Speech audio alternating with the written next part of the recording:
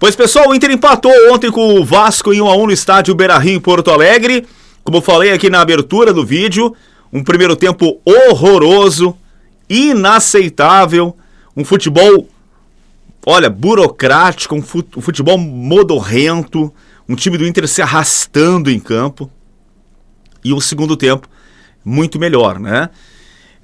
Então, no primeiro tempo, por exemplo, o Vasco foi dono do jogo, até marcar o seu gol com o Ryan. O Vasco teve oportunidades, o Rocher salvou, era a bola cruzando toda hora a pequena área do Inter, enfim, e o Vasco foi amplamente superior. Depois do gol, claro, o Inter, né, começou a ser apupado pelo torcedor, enfim, tentou na base da garra, da vontade, muito desorganizado, taticamente, conseguiu algumas chances, especialmente ali com o Gustavo Prado, teve bola na trave ali do Cleiton Sampaio, eu acho que o Borré também cabeceou, o goleiro pegou, enfim, então o Inter teve algumas chances também no final do primeiro tempo, né? Mas um primeiro tempo realmente ridículo do Inter, tá?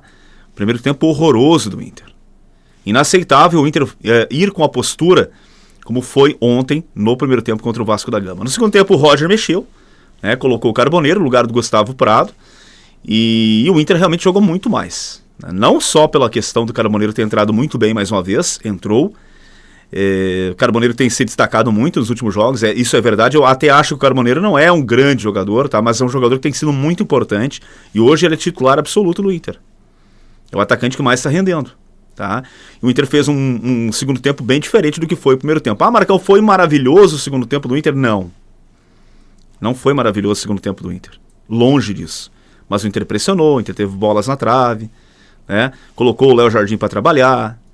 E aí depois da expulsão do Léo Jardim, o Inter conseguiu, no final, nos 45 do segundo tempo, empatar com o Carboneiro, tá? Então o Inter fez um segundo tempo digno, bem melhor do que foi aquele primeiro tempo inaceitável, né? Posso aqui citar, especialmente pelo segundo tempo, alguns destaques. Eu acho que o Thiago Maia fez um bom jogo, o Carboneiro entrou muito bem, né? O Bernabé se apresentou muito para o ataque também, o Aguirre também lutou ali, brigou. Eu acho que não são tantos os destaques assim, né? Mas eu acho que mais ou menos por aí, tá? Mas eu acho que esses jogadores foram bem, relativamente bem, e deram a sua contribuição, né? O Borré também brigou bastante, mas aí é aquela questão, né? O Borré ganha muito para entregar pouco, né? A entrega sempre dentro de campo, se esforça, tudo bem, mas realmente precisava ser um pouco mais letal, né? Ali na hora de fazer o gol, ter mais, a bola também chegar um pouco mais nele, né? Na hora que chegar, ele colocar para a rede, tá? Então o Inter teve poucos destaques, é verdade, tá? E teve jogadores muito abaixo, né? Pelo primeiro tempo, gente, ninguém salvou. Essa é a realidade, praticamente ninguém salvou no primeiro tempo, tá? Mas eu, mais uma vez, de forma negativa, eu preciso citar aqui o Bruno Henrique, cara. O que é o Bruno Henrique, velho? O Bruno Henrique é um cara que não dá mais, eu já falei aqui várias vezes. Um jogador que não tem a mínima condição física mais de jogar no Inter. E o Roger continua escalando o Bruno Henrique, continua colocando ele para jogar. Insistência com o Bruno Henrique, né? O Bruno Tabata, esse aí, que entrou no segundo tempo. Cara, não fez absolutamente nada. Aquela ciscadinha para trás, tenta cruzamento, cruza mal, bola para trás, vai lá atrás, brigou, lutou, mas... Alguns jogadores que realmente não estão entregando nada. Absolutamente nada, né? Então, a gente pode dizer que o Inter foi muito mal no primeiro tempo, o segundo tempo foi bem melhor, que não tinha como piorar.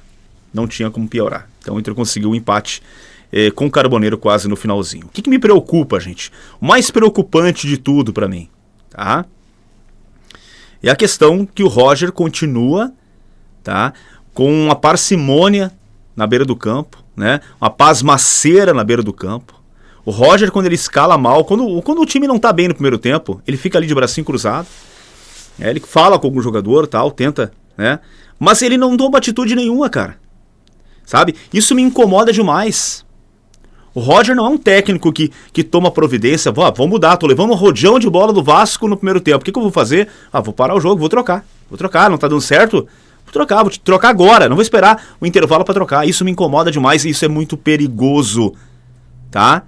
Porque se pega um Flamengo da vida bem aí, um Palmeiras, um próprio Fluminense que não tá bem, né? Mas pega um time mais qualificado que o Vasco, aquela superioridade técnica do Vasco nos primeiros minutos se traduzirão em gols. Para que esperar todo o primeiro tempo acabar para depois trocar o time? Aí trocou, aí colocou o Carboneiro, né? Para que esperar sempre perde-se os 45 primeiros minutos porque o Roger não tem culhão, não tem arrojo para trocar o time. Acho que ele tem medo de perder o vestiário. Ah não, Marcão, ele tá tentando ver se vai dar certo. Cara, se não deu certo 10, 15, 20 minutos, tu tá levando um arrodeão, troca. Se com as tuas orientações à beira do campo as coisas não estão andando, troca-se. E o Roger continua com essa mania. Perde sempre os 45 minutos iniciais para depois trocar. Isso realmente tem sido, né, uma coisa corriqueira no trabalho do Roger no Inter. Isso precisa ser corrigido imediatamente, urgentemente, na minha avaliação. Roger não está impedido de trocar ainda no primeiro tempo se as coisas não estiverem bem. Ainda no primeiro tempo. Porque se tu esperares terminar o primeiro tempo contra um time mais qualificado, pode ser tarde e tu não consigas mais reverter. Fica essa lição. Mais uma vez, em mais um jogo, onde ele esperou, Vasco martelou, fez o gol, e aí perdeu todos os 45 primeiros minutos de jogo, para depois trocar no intervalo, e aí trocou, e aí deu certo. Não precisa disso. Roger precisa ter esse respaldo da direção, inclusive, que chegue para ele e diga, se tu precisar trocar, troca que a gente vai dar o respaldo para ti no vestiário. É o que eu penso. Qual a sua opinião? Coloca aqui embaixo nos comentários a sua opinião, por favor. Beleza?